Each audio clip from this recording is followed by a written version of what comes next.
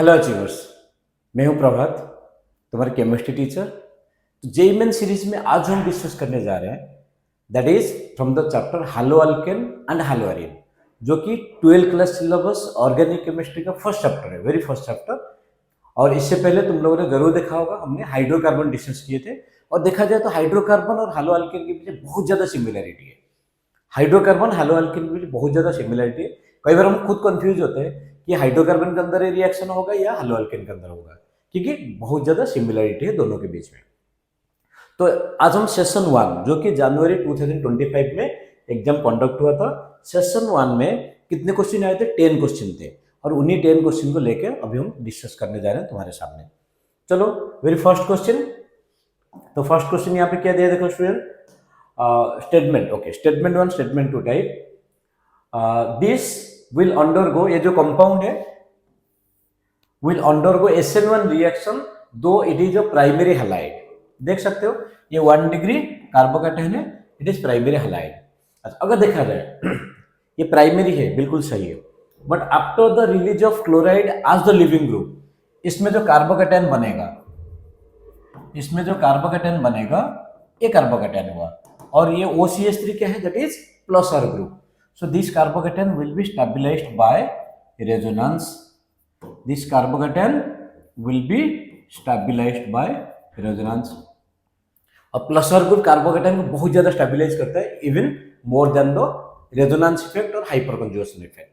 तो इसका मतलब अगर कार्बोकेटायन का स्टेबिलिटी ज्यादा है, चाहे वो प्राइमरी हो, सेकेंडरी हो, टर्शियरी हो, अगर किसी भी वजह से इसका स्टेबिलिटी ज्यादा होता है, जैसे अगर देखा जाए बेंजाइल कार्बोकेटायन, वो भी तो प्राइमरी कार्बोकेटायन है, बट ज्यादा स्टेबल है। क्यों?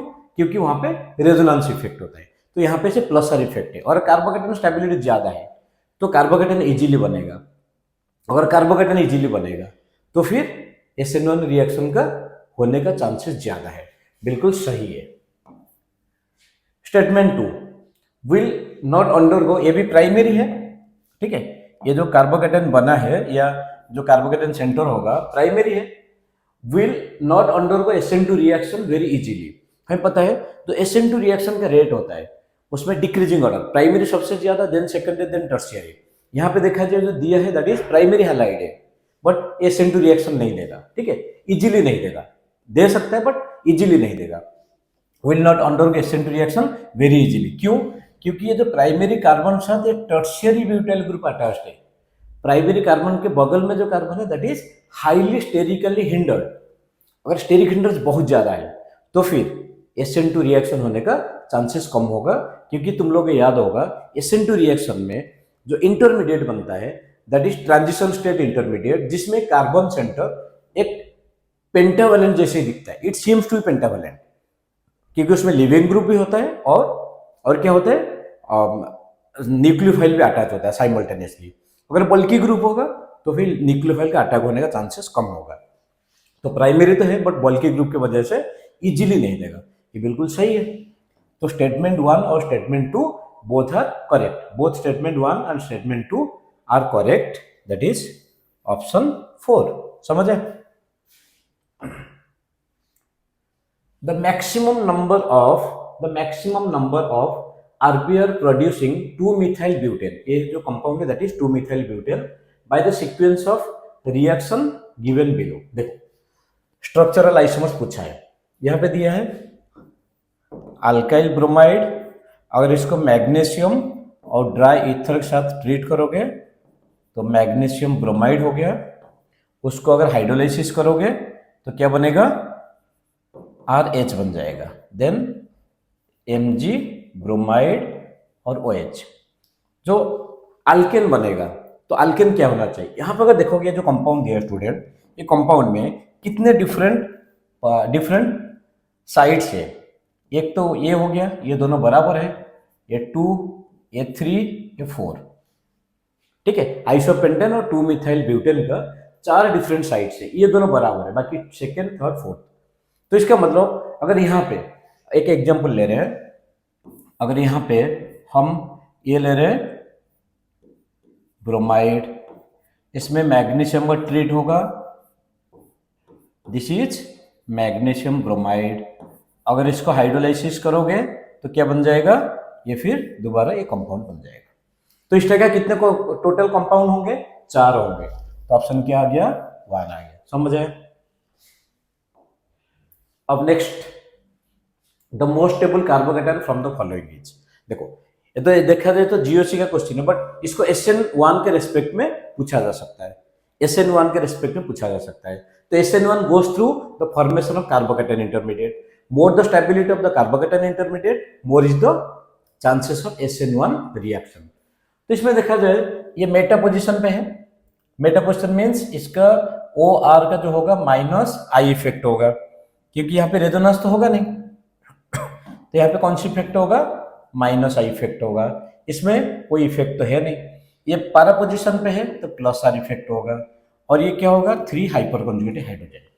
तो कार्बोकेटायन जो स्टेबिलिटी होता है, सबसे ऊपर जो हो गया, रेजोनेंस तो सब में बराबर होगा क्योंकि फिनाइल रिंग है, सबसे ऊपर हो गया +R, then hyperconjugation, then +I, ये तीनों इंक्रीज करेंगे, +R then hyperconjugation then +I, क्योंकि रेजोनेंस सब में बराबर है। उसके बाद -I डिक्रीज कराएंगे। अगर देखा जाए इसको अरेंज करोगे, stability order of the carbocation, इसमें ये होगा 1 3 4 2, 1 3 4 2, ये स्टेबिलिटी ऑर्डर है। इसमें क्या पूछा है, मोस्ट स्टेबल, तो 1 हो गया। तो अगर इस टाइप का कोई क्वेश्चन पूछा जाए, मोस्ट स्टेबल हो या लीस्ट स्टेबल हो, तो हमेशा तुम जब प्रैक्टिस कर रहे हो तो उसमें स्टेबिलिटी ऑर्डर ही अरेंज करो। कभी मोस्ट स्टेबल पूछे, कभी लीस्ट स्टेबल पूछे, अगर स्टेबिलिटी ऑर्डर अरेंज करोगे तो मोस्ट स्टेबल लीस्ट स्टेबल दोनों को बता सकते हो, है ना। तो अब रहा next question, match the list. इसमें नेम रिएक्शन दिया है लिस्ट 1 में और लिस्ट 2 में प्रोडक्ट बनाए। अगर श्वार्ट्ज रिएक्शन याद करोगे तो श्वार्ट्ज रिएक्शन में क्या बनता है, अल्काइल फ्लोराइड और फ्लोरोअल्केन बनता है। श्वार्ट्ज रिएक्शन ये हो गया फ्लोरोअल्केन, समझ आए। फिंकलस्टीन रिएक्शन ऐसे ही, मतलब इसको कैसे क्विकली, फिंकलस्टीन रिएक्शन में क्या बनता है, इथाइल आयोडाइड या आयोडो अल्केन बनता है, ये हो गया 2। अब ऊर्ज फिटिक रिएक्शन, ऊर्ज रिएक्शन में होता है अल्केन, हायर अल्केन बनता है। फिटिक रिएक्शन में 2 हैलोअरिन्स विल गिव बाइफिनाइल, और ऊर्ज फिटिक में क्या होता है, अल्काइल बेंजीन बनता है। तो यहाँ पे अल्काइल बेंजीन एक ही है, ऊर्ज फिटिक, ये आ गया। अच्छा, अब रहा स्टैंडमेयर रिएक्शन। ऐसे स्टैंडमेयर रिएक्शन में तो आयोडाइड भी बन सकता है, फ्लोराइड बन सकता है, क्लोराइड बन सकता है, या ब्रोमाइड भी बन सकता है। बट उसके साथ जो बेंजीन डायजोनियम सॉल्ट होता है, बेंजीन डायजोनियम सॉल्ट के साथ, बेंजीन डायजोनियम सॉल्ट ये हो गया N2X, this is plus minus.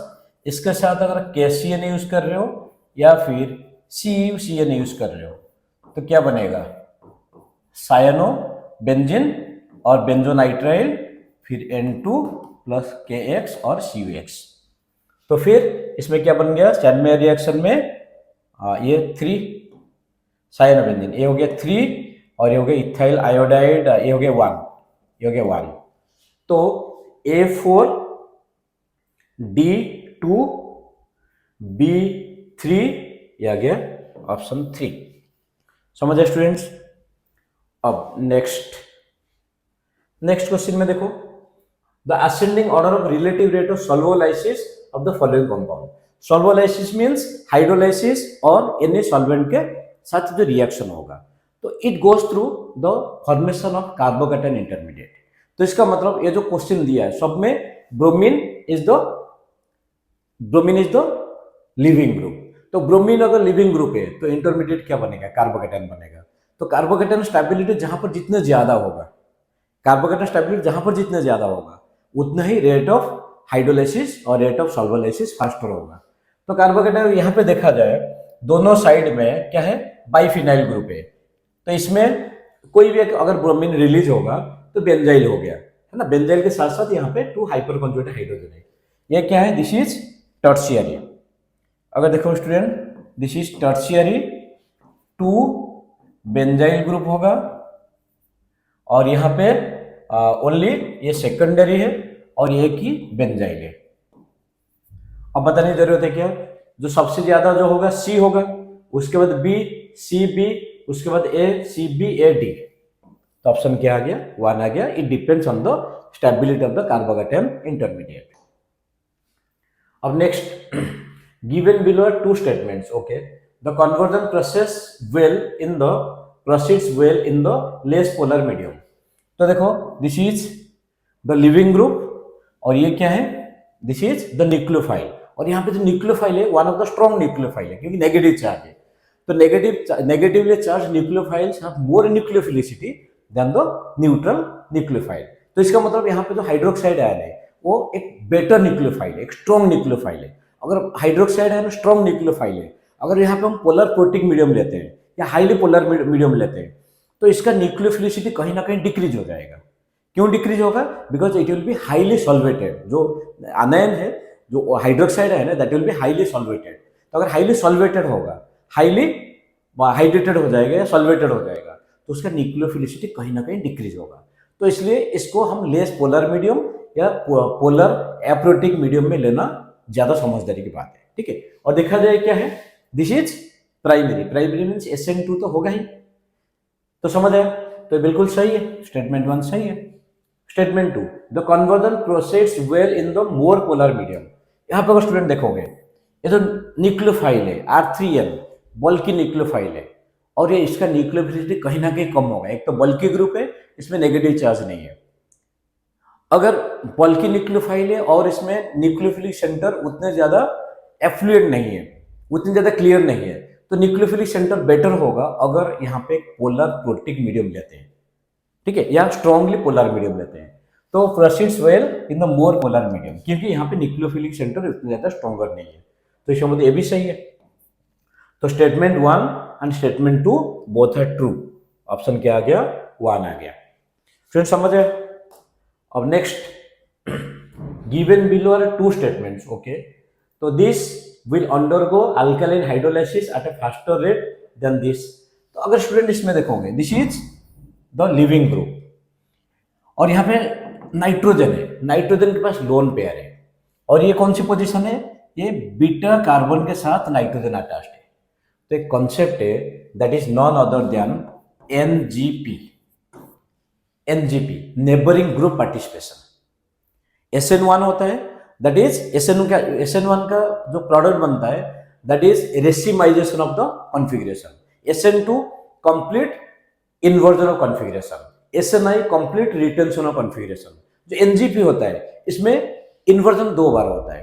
अगर इन्वर्जन 2 बार होगा, ट्वाइस अगर इन्वर्जन होगा, सो इसमें ओवरऑल क्या होगा? तुम जैसे तुम खड़े हो, सोचो तुम अभी खड़े हो, ठीक है, तुम एक बार 180 डिग्री हो जाओ, इन्वर्जन हो जाओ, तो पैर ऊपर आ जाएगा और सर नीचे चला जाएगा। फिर दोबारा इन्वर्जन हो जाओ, फिर पैर दोबारा नीचे चला जाएगा। तो ट्वाइस इन्वर्जन का मतलब क्या है? ओवरऑल जो प्रोडक्ट होगा that is retention of configuration. तो SN2 रिएक्शन का, और इसमें अगर देखा जाए इसमें 2 बार SN2 होता है। और NGP में क्या होता है? जो रेट ऑफ रिएक्शन हम जितना एक्सपेक्ट करते हैं, जो नेबरिंग ग्रुप है that acts as the incoming और that acts as the intramolecular nucleophile, ठीक है।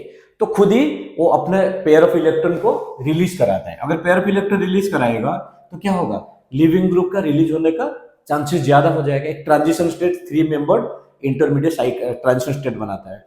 जो NGP होता है तो उसको जानने के लिए हम ये देखेंगे, it is complete retention and rate of reaction is much faster, 10⁻X times, क्योंकि इसमें जो न्यूक्लियोफाइल होता है, न्यूक्लियोफाइल इंटरनल है, इंटरनल न्यूक्लियोफाइल की वजह से लिविंग ग्रुप इजीली रिलीज होता है। तो लिविंग ग्रुप रिलीज हो जाएगा, उसके बाद फिर एक्सटर्नल न्यूक्लियोफाइल अटैक करना आसान हो जाएगा।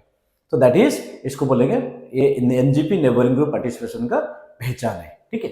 तो बिल्कुल ये फास्टर होगा, लेकिन यहाँ पे ऐसा कुछ है नहीं कार्बन पास, तो इसको ये बोल सकते हो नेबरिंग ग्रुप पार्टिसिपेशन। ये जो रिएक्शन है बिल्कुल स्टेटमेंट 1 करेक्ट है। स्टेटमेंट 2, दिस इंट्रामोलिकुलर सब्स्टिट्यूशन, बिल्कुल अभी जो बताए थे नेबरिंग ग्रुप, एक कब होगा? जो बीटा पोजीशन पे होगा। Takes place first by involving, इसके पास जो लोन पेयर है ये इन्वॉल्विंग कराएगा और इलेक्ट्रॉन्स और नाइट्रोजन, बिल्कुल सही है। तो statement 1 is correct, statement 2 is also correct. तो statement 1 and statement 2 both are correct, that is 3। समझा स्टूडेंट्स? अच्छा क्वेश्चन था। और देखा जाए तो नेबरिंग ग्रुप पार्टिसिपेशन तो है नहीं, तुम लोग हमेशा सोचते हो ना ओनली NCERT से क्वेश्चन आता है। ये देख लो तुम्हारे सामने इसका नतीजा है। The correct order of stability of the following carbocation, ये भी तुम बोल सकते हो, ये भी SN1 रिएक्शन का ही रेट कवर पूछा जा सकता है, जो कि कार्बोकेटाइन इंटरमीडिएट थ्रू होता है ना। तो इसका नाम क्या है? ट्रोपिलियम। ट्रोपिलियम कार्बोकैटायन स्टेबल क्यों है? क्योंकि इसमें पॉजिटिव चार्ज के वजह से इसका एरोमेटिसिटी है। देखो 6 पे इलेक्ट्रॉन है और बाकी अगर पॉजिटिव चार्ज नहीं होगा तो फिर इसका एरोमेटिसिटी नहीं होगा। जब पॉजिटिव चार्ज के वजह से उसका एरोमेटिसिटी है तो इसका मतलब पॉजिटिव चार्ज का स्टेबिलिटी बहुत ज्यादा होगा। समझे? तो इसमें सबसे ज्यादा क्या हो गया? ट्रोपिलियम। इसमें 2 फिनाइल ग्रुप है, दोनों में रेजोनेंस होगा, इसमें भी रेजोनेंस होगा, इसमें भी रेजोनेंस होगा।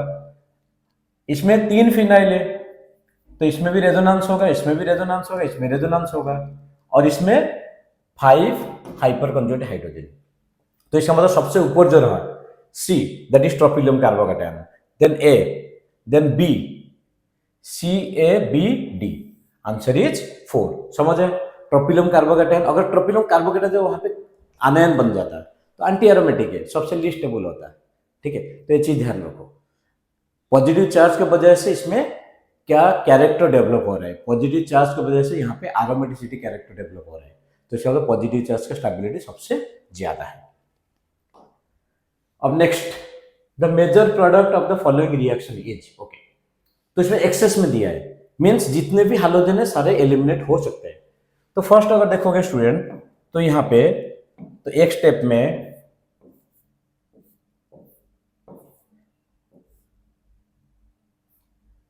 इसको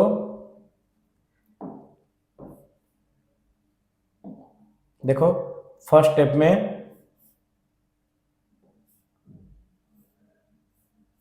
ठीक, this is bromine, this is also bromine.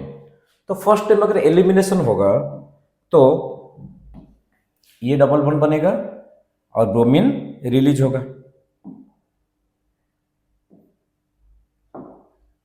Bromine release होगा। ठीक, सेकेंड स्टेप में अगर एलिमिनेशन होगा तो ये रिलीज होगा ब्रोमीन, और फिर डबल बॉन्ड कहां पर बनेगा? यहां पर बन गया, है ना। तो अब देखो, तो इसे जो नोमेनक्लेचर करेंगे, तो नोमेनक्लेचर 1 2 3 4 5 6 और 7, तो इसका मतलब 2 फिनाइल, देन 2 फिनाइल के बाद हेप्टा 2 4 डाइएनी। समझे? और तुम बोलोगे यहाँ पे क्यों हुआ, यहाँ पे डबल बॉन्ड क्यों नहीं हुआ? Conjugated double bonds are more stable than cumulated, और यहाँ पे भी कॉन्जुगेशन में देखो एक्सटेंडेड कॉन्जुगेशन हो गया, ये बेंजीन के साथ भी रेजोनेंस में पार्टिसिपेट करेगा, तो इसका मतलब इसका स्टेबिलिटी हम जितने एक्सपेक्ट करें तो उससे बहुत ज्यादा होगा, कई गुना ज्यादा होगा। ठीक है, जिसकी वजह से यहाँ पे एलिमिनेशन की वजह से ये प्रोडक्ट बना है। समझ स्टूडेंट? अब चलो नेक्स्ट और लास्ट क्वेश्चन, 10th क्वेश्चन। मैंने बोला था 10 क्वेश्चन है, लास्ट क्वेश्चन है। Which among the following halides will generate the most stable carbocation on nucleophilic substitution reaction? मैंने बताया था ना, इस टाइप क्वेश्चन आता है और उसमें सीधे कार्बोकेटाइन का स्टेबिलिटी पूछा था, इसमें क्या पूछा है? Generate the most stable carbocation, same बात है। तो ये जो बनेगा, देखो ये जो बनेगा, दिस इज अलाइन, रेजोनेंस होगा, इसमें क्या है? बेंजाइल, दिस इज बेंजाइल, इसमें ट्राइफिनाइल, ट्राइफिनाइल मिथाइल कार्बोकेटायन, और इसमें नो रेजोनेंस होगा। तो बताओ सबसे ज्यादा जो स्टेबल होगा, सबसे ज्यादा स्टेबल कौन सी होगा? ट्राइफिनाइल। अगर इसे पूछा जाए ऑर्डर, तो 4, मैंने ऐसे बताया था ना, सब में ऑर्डर ही लिखो, 4 then 2 then 1 then 3, this is order 4 2 1 3। समझे स्टूडेंट्स? तो ये 10 क्वेश्चन थे। अभी तुम लोग जरूर वेट करो, जल्दी ही नेक्स्ट डे में तुम्हारा आ जाएगा कौन सी, जो सेशन 2 का हालो अल्केन हालो एरीन से जितने क्वेश्चन आए थे। So thank you students for watching this video, keep on watching Prabhat chemistry YouTube channel and keep us motivating also in for making the new videos for you. God bless you all.